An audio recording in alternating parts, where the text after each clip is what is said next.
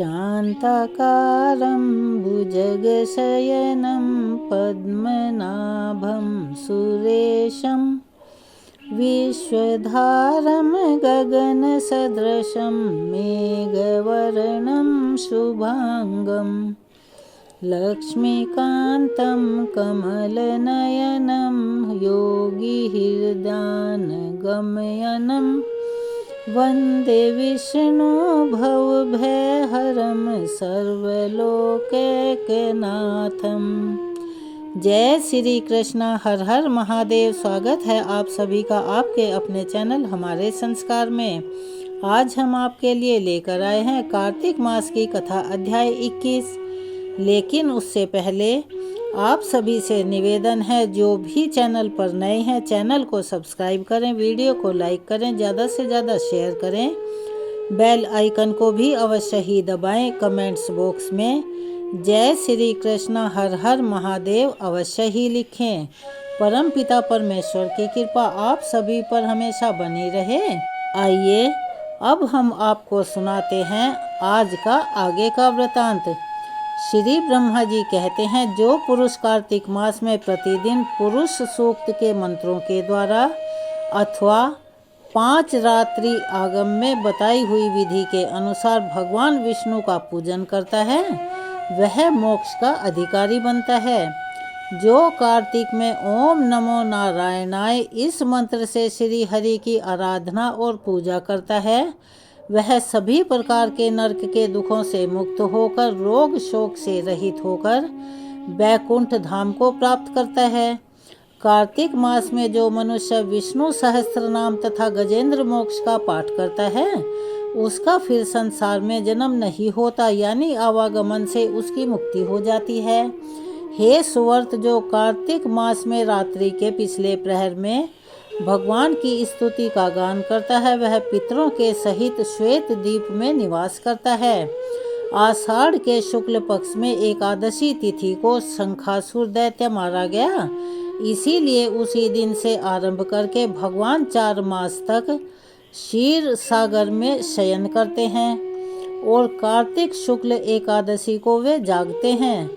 इस कारण वैष्णवों को एकादशी में निम्न मंत्रों का उच्चारण करके भगवान को जगाना चाहिए।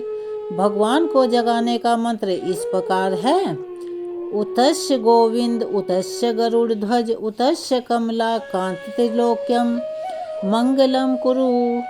अर्थात हे गोविंद उठिए, हे गरुड़ ध्वज उठिए, हे कमल कांत निद्रा का त्याग करके तीनों लोकों का मंगल कीजिए।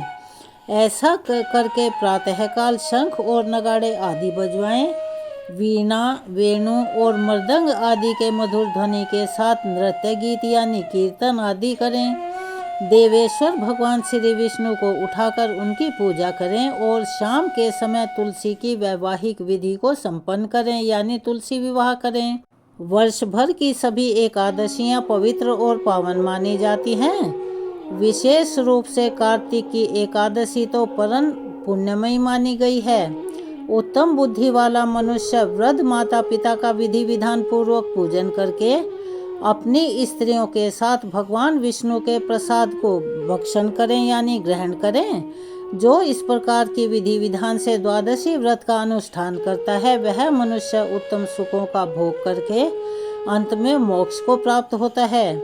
हे मुनि श्रेष्ठ, जो मनुष्य द्वादशी तिथि के इस परम उत्तम पुण्यमयी महात्म्य का पाठ अथवा श्रवण करता है, वह उत्तम गति को प्राप्त होता है। अब मैं कार्तिक व्रत के उद्यापन का वर्णन आपसे कर रहा हूँ, जो कि सभी पापों का नाश करने वाला है। व्रत का पालन करने वाला मनुष्य कार्तिक शुक्ल चतुर्दशी को व्रत की पूर्ति और भगवान विष्णु की प्रीति के लिए उद्यापन करें। तुलसी के ऊपर एक सुंदर सा मंडप बनाएं, उसे केले के खम्भों से संयुक्त करके नाना प्रकार की धातुओं से उसकी विचित्र शोभा को बढ़ाएं। मंडप के चारों ओर दीपों की श्रेणी सुंदर ढंग से सजा कर रखें और सुंदर बंधनवारों से सुशोभित 4 दरवाजे बनाएं। उन्हें फूलों तथा चमर से सुसज्जित करें। द्वारों पर अलग अलग मिट्टी के द्वारपाल बनाकर उन द्वारपालों की पूजा करें। उनके नाम इस प्रकार से हैं: जय, विजय, चंड, प्रचंड, नंद, सुनंद, कुमुद और कुमुदाक्ष, उन्हें चारों दरवाजों पर दो दो के संख्या में स्थापित करके भक्ति पूर्वक उनका पूजन करें। तुलसी की जड़ के समीप 4 रंगों से सुशोभित सर्वतोभद्र मंडल बनावें और उसके ऊपर पूर्ण पात्र तथा 5 रत्नों से संयुक्त एक कलश की स्थापना करें। उस कलश के ऊपर शंख चक्र गदाधारी भगवान विष्णु का पूजन करें। भक्ति, श्रद्धा और विश्वास के साथ उस तिथि में उपवास करें और रात्रि में गीत, वाद्य, कीर्तन आदि मंगलमय आयोजनों के साथ जागरण करें। जो भगवान विष्णु के लिए जागरण करते समय भक्ति पूर्वक भगवत संबंधी पदों का गान करते हैं, वे सैकड़ों जन्मों की पाप राशि से मुक्त हो जाते हैं। उसके बाद पूर्णमासी में एक सहपत्नी ब्राह्मण को निमंत्रित करें। प्रातः काल स्नान और देव पूजन करके विधि पर अग्नि की स्थापना करें और अतो देव इत्यादि मंत्र के द्वारा देवाधिदेव भगवान की प्रीति के लिए तिल और खीर की आहुति दें। होम की शेष विधि पूरी करके भक्ति पूर्वक ब्राह्मणों का पूजन करें और उन्हें यथाशक्ति दक्षिणा दें। भगवान द्वादशी तिथि को शयन से उठें, त्रयोदशी को देवताओं से मिलें और चतुर्दशी को सभी ने उनका दर्शन और पूजन किया। इसीलिए उस तिथि में भगवान की पूजा करनी चाहिए। गुरु की आज्ञा से भगवान विष्णु की स्वर्णमयी प्रतिमा का पूजन करें। इस पूर्णिमा को पुष्कर तीर्थ की यात्रा बहुत श्रेष्ठ मानी गई है। हे नारद, कार्तिक मास में इस विधि का पालन करना चाहिए। जो इस प्रकार से कार्तिक के व्रत का पालन करते हैं वे धन्य और पूजनीय हैं। उन्हें उत्तम फल की प्राप्ति होती है। जो भगवान विष्णु की भक्ति में तत्पर होकर कार्तिक में व्रत का पालन करते हैं, उनके शरीर में स्थित सभी पाप तत्काल ही नष्ट हो जाते हैं। जो श्रद्धा पूर्वक कार्तिक के उद्यापन का महात्म्य सुनता है या फिर सुनाता है या सुनकर मात्र हुंकारे भरता है, वह विष्णु का सायुज्य प्राप्त करता है। भगवान विष्णु की पूजा में रात्रिकाल व्यापनी चतुर्दशी ग्रहण करनी चाहिए और अरुणोदय के समय यानी सूर्योदय के समय भगवान शिव की पूजा करनी चाहिए। शाम के समय काशी के पंचगंगा तीर्थ में स्नान करके भगवान बिंदु माधव की पूजा करें।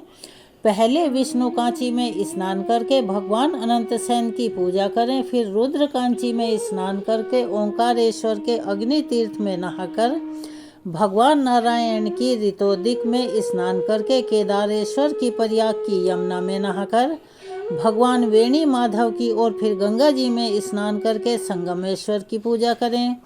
जो मनुष्य ऐसा करता है उसके सब प्रकार की संपत्तियां अधीन हो जाती हैं। आज की कथा को हम यहीं विराम देते हैं। चलिए अब हम सुनते हैं श्रीमद् भागवत महापुराण से आज की कथा। आज हम आपको सुनाने जा रहे हैं गजेंद्र मोक्ष की पावन कथा। परीक्षित से इस कथा का वर्णन करते हुए कहते हैं कि हे परीक्षित, क्षीर सागर में त्रिकूट नाम का एक प्रसिद्ध और सुंदर एवं श्रेष्ठ पर्वत था। वह पर्वत 10,000 योजन ऊंचा था और उस पर्वत की लंबाई और चौड़ाई भी चारों ओर इतनी ही थी। उस पर्वत के चांदी, लोहे और सोने के 3 शिखरों की छटा से समुद्र, दिशाएं और आकाश जगमगाते रहा करते थे। और भी उसके कितने ही शिखर ऐसे थे जो रत्नों और धातुओं की रंग बिरंगी छटा को दिखाते हुए सब दिशाओं को प्रकाशित करते थे। उस पर्वत के घोर जंगल में बहुत सी हथनियों के साथ एक गजेंद्र निवास किया करता था। वह गजेंद्र बड़े बड़े शक्तिशाली हाथियों का सरदार था। एक दिन वह उसी पर्वत पर अपनी हथनियों के साथ कांटे वाले कीचक, बांस, बेंत, बड़े बड़े झाड़ियों और पेड़ों को रोनता हुआ घूम रहा था। उसकी गंध मात्र से ही सिंह, हाथी, बाघ, गैंडे आदि हिंसक जंतु, नाग और काले गोरे शरभ तथा चामड़ी गाय आदि डरकर भाग जाया करते थे। और उसकी कृपा से भेड़िए, सुअर, भैंसे, रीछ, शेले, लंगूर तथा कुत्ते, बंदर, हिरण और खरगोश आदि शूद्र जीव सभी कहीं निर्भय होकर विचरण किया करते थे। उसके पीछे पीछे हाथियों के छोटे छोटे बच्चे दौड़ रहे थे। बड़े बड़े हाथी और हथनियां भी उसको घेरे हुए चल रही थी। उसकी धमक से पहाड़ एक बार कांप उठता था। उसके गंड स्थल से टपकते हुए मद का पान करने के लिए 7-7 भंवरे उड़ते जा रहे थे। मद के कारण उसके नेत्र विवल हो रहे थे। बड़े जोर की धूप थी, इसीलिए वह गज व्याकुल हो गया और उसे तथा उसके साथियों को प्यास लगी हुई थी। उस समय दूर से ही कमल के पराग से सुवासित वायु की गंध को सूंघकर वह उसी सरोवर की ओर चल पड़ा, जिसकी शीतलता और सुगंध लेकर पवन आ रही थी। थोड़ी ही देर में वेग से चलकर वह सरोवर के तट पर जा पहुंचा। उस सरोवर का जल अत्यंत ही निर्मल एवं अमृत के समान मीठा था। सुनहरे और अरुण कमलों केसर से वह महक रहा था।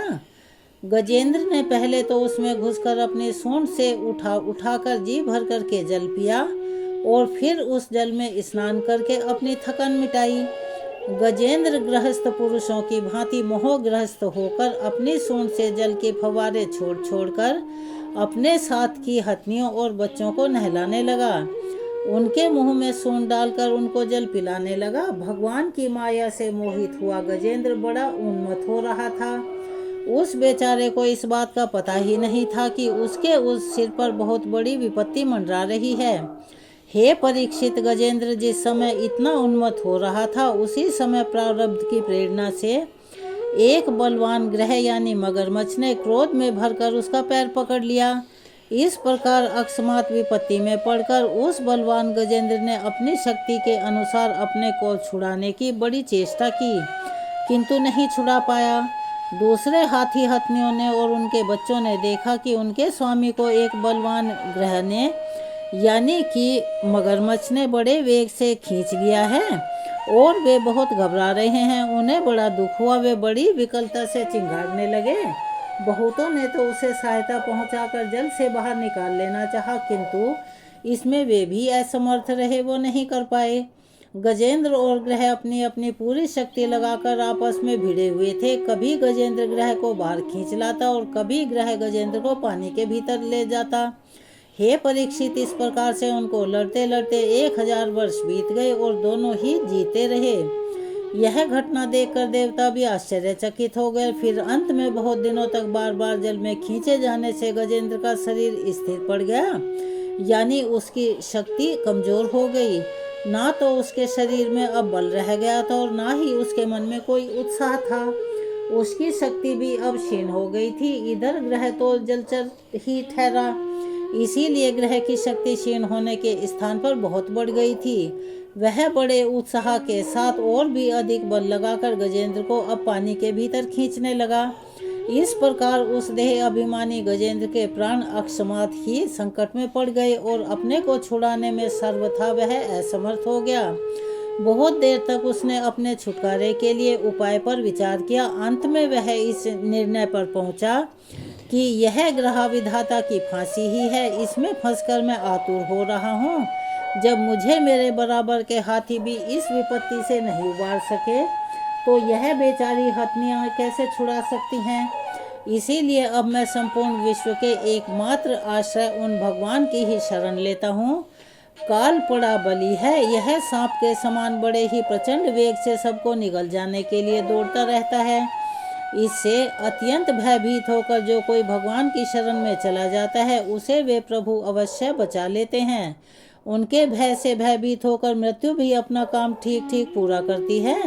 वही प्रभु सबके आश्रय हैं, मैं अब उन्हीं की शरण लेता हूँ। श्री सुखदेव जी परीक्षित से आगे कहते हैं कि हे परीक्षित, अपनी बुद्धि से ऐसा निश्चय करके गजेंद्र ने अब अपने मन को अपने हृदय में एकाग्र किया और फिर पूर्व जन्म में सीखे हुए श्रेष्ठ स्तोत्र के जप के द्वारा वह भगवान की स्तुति करने लगा।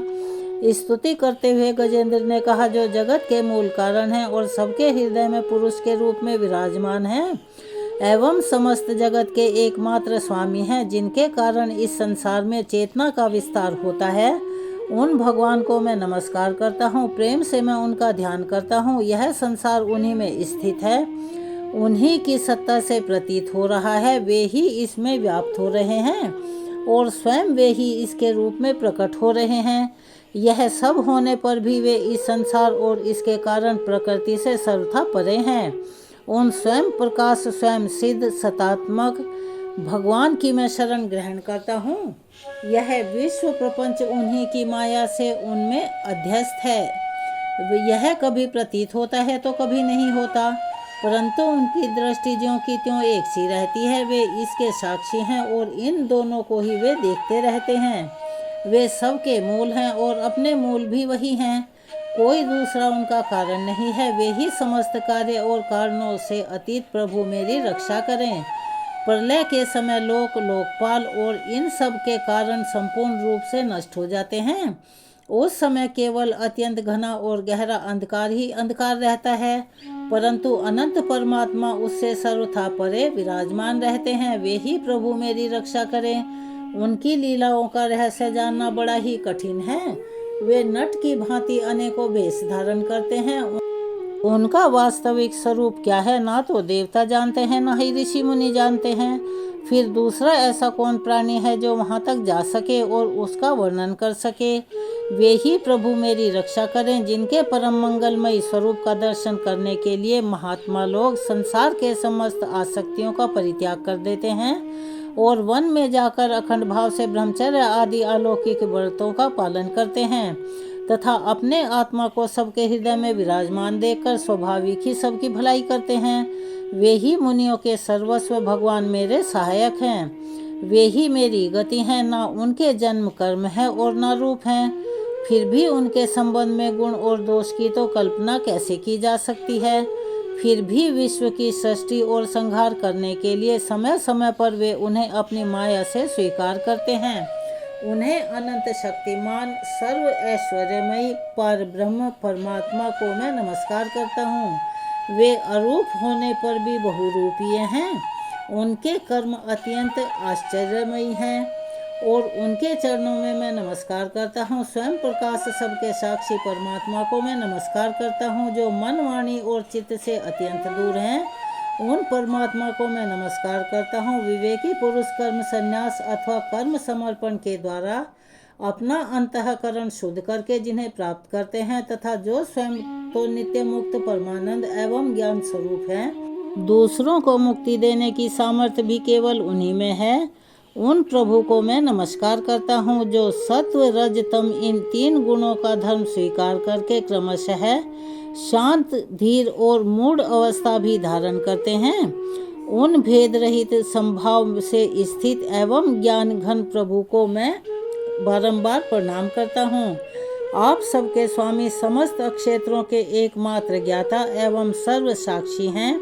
आपको मैं नमस्कार करता हूँ। आप स्वयं ही अपने कारण हैं। पुरुष और मूल प्रकृति के रूप में भी आप ही हैं। आपको मेरा बारंबार नमस्कार है। आप समस्त इंद्रिय और उनके विषयों के दृष्टा हैं, समस्त प्रतीतियों के आधार हैं। अहंकार आदि छाया रूप असत्य वस्तुओं के द्वारा आपका ही अस्तित्व प्रकट होता है।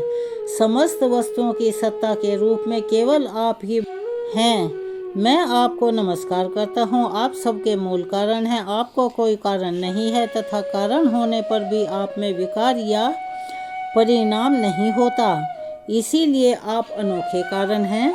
आपको मेरा बारंबार नमस्कार है। जैसे समस्त नदी झरने आदि का परम आश्रय समुद्र है, ठीक वैसे ही आप समस्त वेद और शास्त्रों के परम तात्पर्य हैं। आप मोक्ष स्वरूप हैं और समस्त संत आपकी ही शरण ग्रहण करते हैं।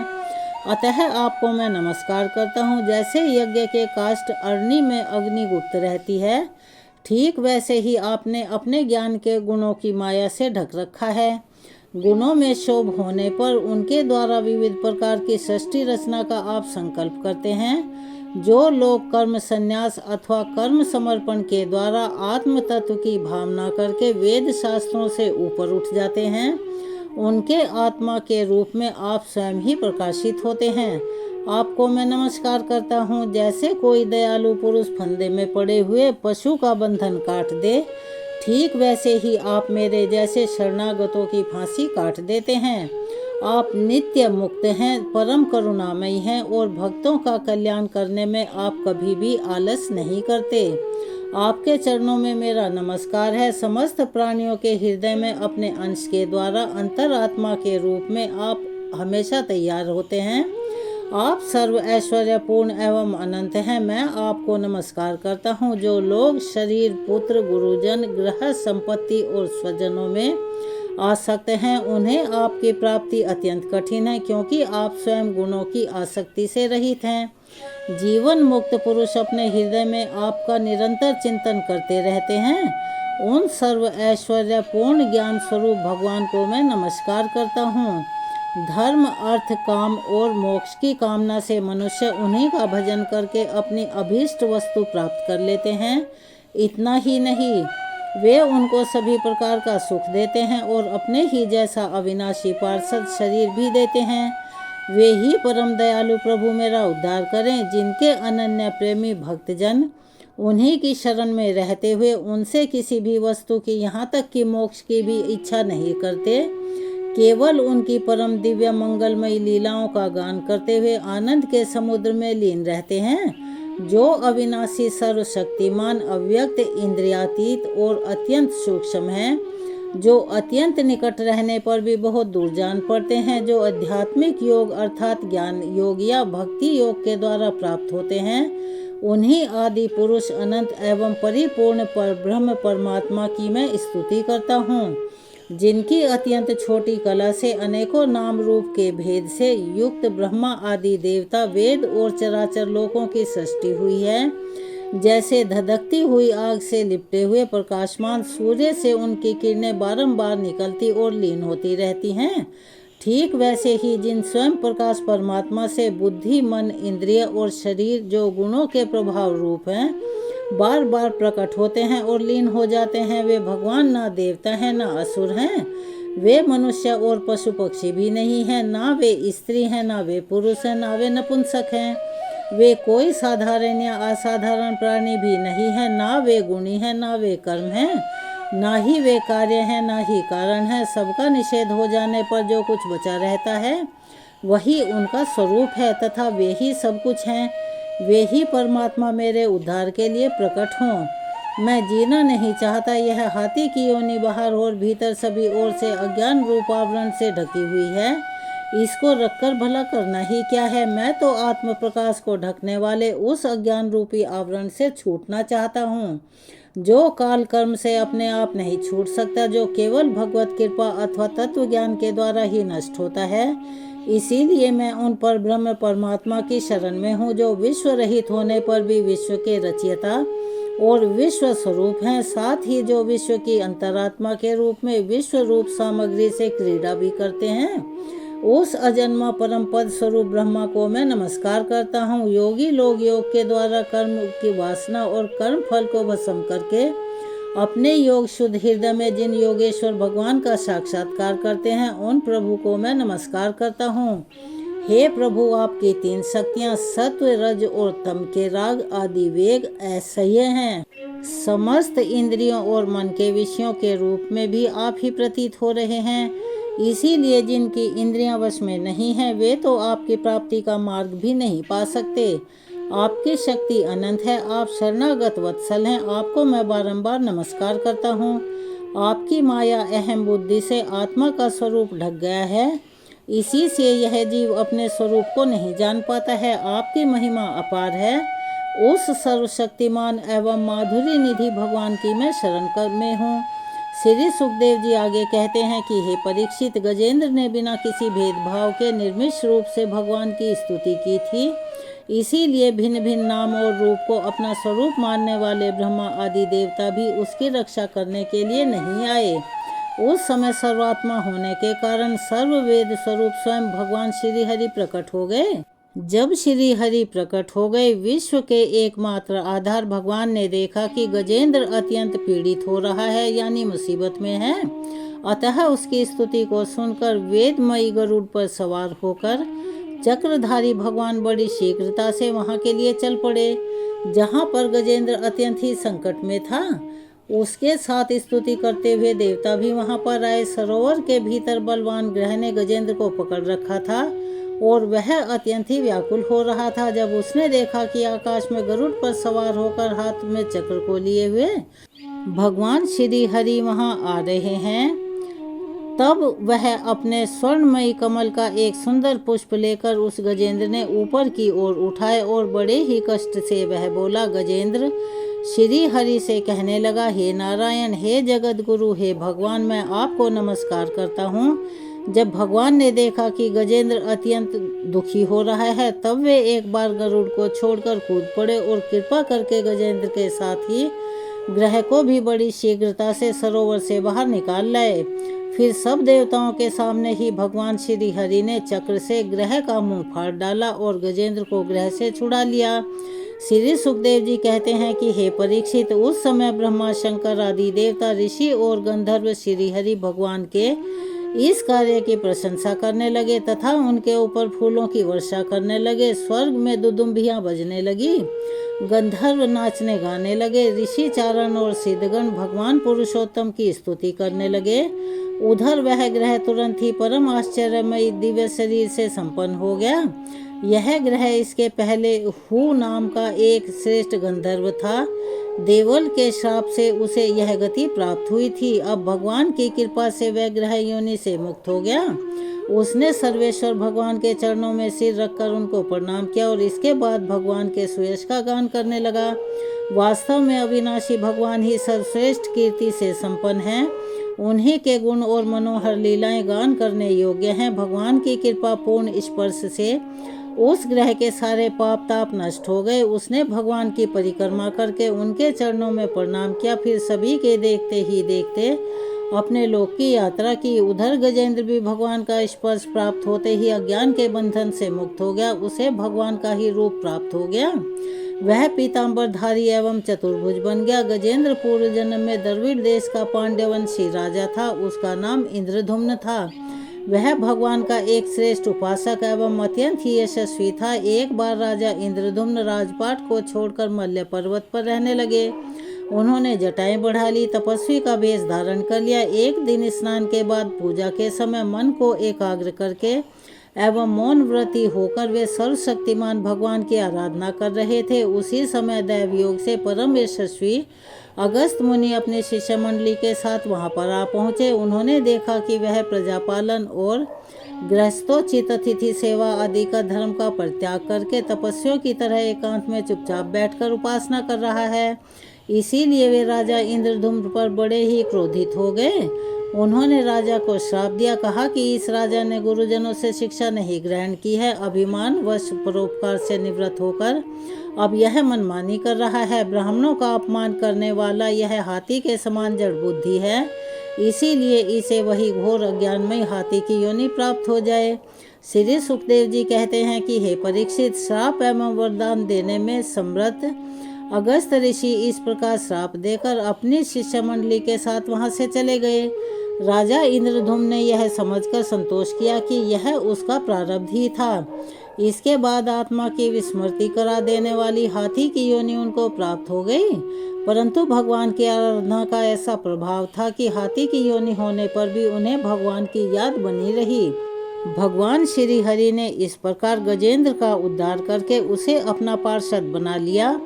गंधर्व सिद्ध देवता उनकी इस लीला का गान करने लगे और वे पार्षद रूप गजेंद्र को साथ लेकर गरुड़ पर सवार होकर अपने अलौकिक धाम को वापस लौट गए। कुरुवंश शिरोमणि, हे परीक्षित, मैंने भगवान श्री कृष्ण की महिमा तथा गजेंद्र के उद्धार की कथा तुम्हें सुना दी है। यह गजेंद्र मोक्ष प्रसंग सुनने वालों के पाप और दोषों को मिटाने वाला एवं यश, उन्नति और स्वर्ग को देने वाला है। इसी से कल्याणकामी द्विजगण दोह स्वपन आदि की शांति के लिए प्रातःकाल जागते ही पवित्र होकर इसका पाठ करते हैं। हे परीक्षित, गजेंद्र की स्तुति से प्रसन्न होकर सर्वव्यापक एवं सर्वभूत स्वरूप श्री हरि भगवान ने सभी लोगों के सामने ही गजेंद्र से यह बात कही थी। भगवान ने कहा था कि हे प्यारे गजेंद्र, जो लोग रात के पिछले प्रहर में उठकर अर्थात ब्रह्म मुहूर्त में जागकर तुम्हारी की हुई इस स्तुति से मेरा स्तवन करेंगे, मृत्यु के समय उन्हें मैं निर्मल बुद्धि का दान करूंगा। श्री सुखदेव जी कहते हैं कि हे परीक्षित, भगवान श्री कृष्ण ने ऐसा कहकर देवताओं को आनंदित करते हुए अपना श्रेष्ठ शंख बजाया और गरुड़ पर सवार होकर चले गए। यहाँ पर ये कथा समाप्त होती है। चलिए अब हम कार्तिक स्नान की विशेष कथाओं को सुनाते हैं। अब हम आपको सुनाने जा रहे हैं सूर्य षष्ठी की कथा। कथा के अनुसार प्रियव्रत नामक के एक राजा थे। उनकी पत्नी का नाम था मालिनी। दोनों की कोई संतान नहीं थी। इस बात की राजा और रानी बहुत दुखी रहा करते थे। उन्होंने एक दिन संतान प्राप्ति की इच्छा से महर्षि कश्यप के द्वारा पुत्रेष्टि यज्ञ करवाया, जिसके फलस्वरूप वह रानी गर्भवती हो गई। 9 महीने के बाद संतान सुख को प्राप्त करने का अवसर आया तो उस रानी को एक मरा हुआ पुत्र पैदा हुआ। राजा को जब इस बात का पता चला तो बहुत दुख हुआ। तब संतान शोक से संतप्त होकर उस राजा ने आत्महत्या करने का मन बना लिया।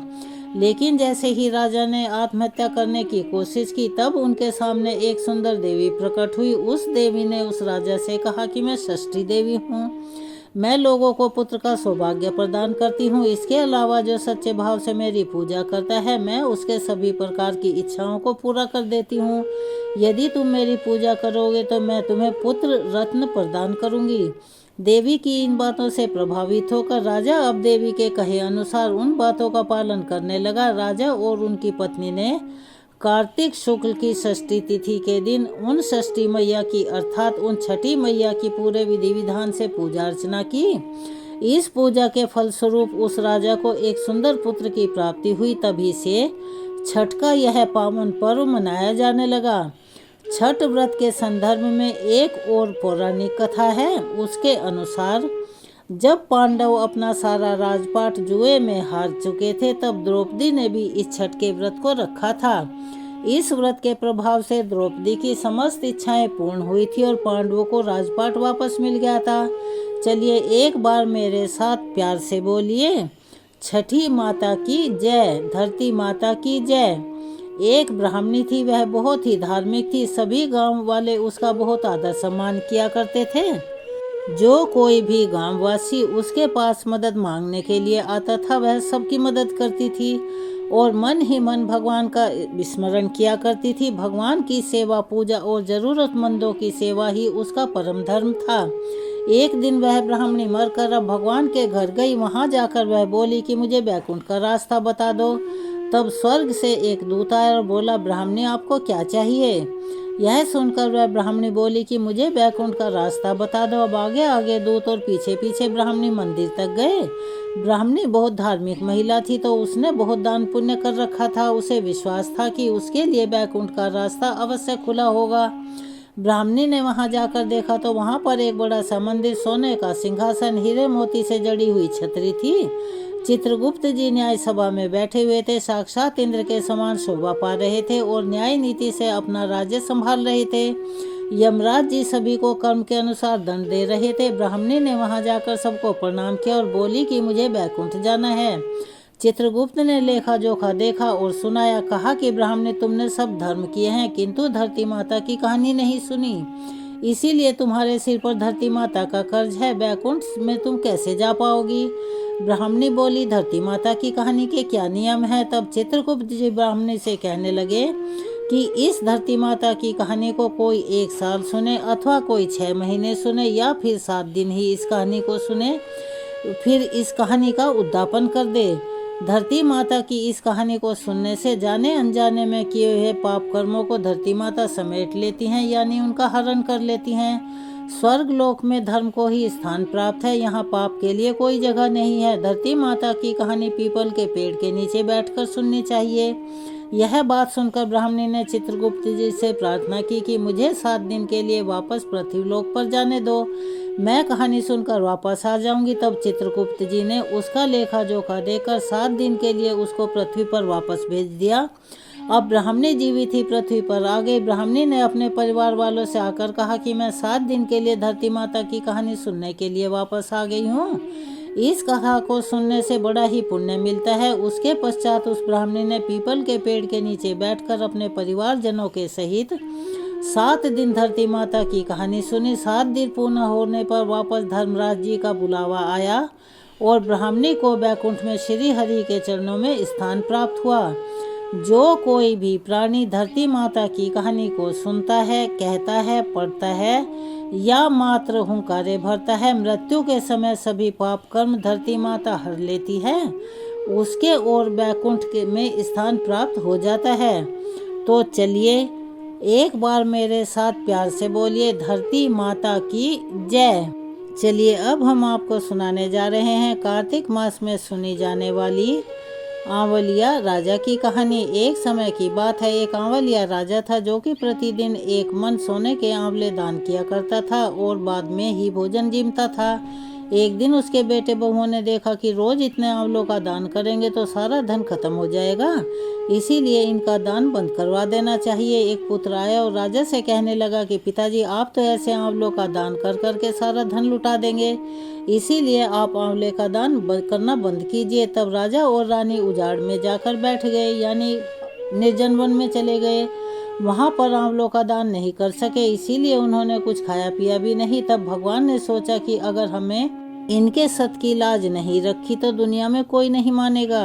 तब भगवान ने उनके सपने में आकर कहा कि तुम उठो और तुम्हारे पहले जैसी ही रसोई हो गई है और आंवले का वृक्ष तुम्हारे आंगन में लगा है, तुम दान करो और भोजन जीम लो। तब राजा रानी ने उठकर देखा तो पहले जैसा ही राजपाट हो गया। वहाँ बियाबान जंगल में और सोने के आंवले के वृक्ष पर फैले हुए थे। यह देखकर वह राजा रानी अब फिर से 1.25 मन आंवले का प्रतिदिन दान करने लगे। उधर बेटे बहू से धर्म अन्नदाता का बैर पड़ गया, अब उनके खाने के भी लाले पड़ गए। तब आसपास के लोगों ने कहा कि जंगल में एक आंवलिया राजा है, सो तुम वहां चले जाओ और तुम्हारा यह दुख दूर हो जाएगा। वे दोनों वहां जंगल में पहुंच गए। वहां पर रानी और बेटे बहू को देखकर पहचान गई और अपने पति से कहने लगी कि इन लोगों से काम तो हम करवाएंगे और इनको मजदूरी ज़्यादा देंगे। तब एक दिन रानी ने अपनी बहू को बुलाकर कहा कि मेरा सिर धोकर नहला दे। तब बहू सिर धोने लगी। तब बहू की आंख में से पानी निकलकर रानी की पीठ पर पड़ा। यह देखकर रानी बोली कि मेरी पीठ पर आंसू क्यों गिरे हैं, मुझे बताओ। तब वह बहू बोली कि मेरी सास की पीठ पर भी एक ऐसा ही मस्सा था और हमने उन्हें घर से निकाल दिया। वह 1 मन आंवले का दान किया करते थे और हमने उनको अपने घर से बाहर निकाल दिया। यह सुनकर सास बोली कि हम ही तुम्हारे सास ससुर हैं, तुमने हमको निकाल दिया था, परंतु भगवान ने हमारे सत की लाज रखी। हे भगवान, जैसे आपने राजा रानी का सत रखा वैसे ही सबका रखना। इस कहानी को कहने वाले, सुनने वाले और हुंकारा भरने वाले सारे परिवारों के सत की लाज रखना। चलिए अब हम करते हैं तुलसी महारानी की आरती। तुलसी महारानी नमो नमो, हरि की पटरानी नमो नमो। तुलसी महारानी नमो नमो, धन तुलसी पूरण तप कीनो, शालिग्राम बनी पटरानी नमो नमो। तुलसी महारानी नमो नमो, हर की पटरानी नमो नमो। जाके पत्र मंजरी कोमल, श्रीपति कमल चरण लपटानी नमो नमो। तुलसी महारानी नमो नमो, हरि की पटरानी नमो नमो। कौन महीने बोई रानी तुलसी, कौन महीने हुई हरियाली नमो नमो। तुलसी महारानी नमो नमो, हर की पटरानी नमो नमो। कौन महीने हुई तेरी पूजा, कौन महीने हुई पटरानी नमो नमो। तुलसी महारानी नमो नमो। आषाढ़ मास में बोई रानी तुलसी, सावन महीने हुई हरियाली नमो नमो।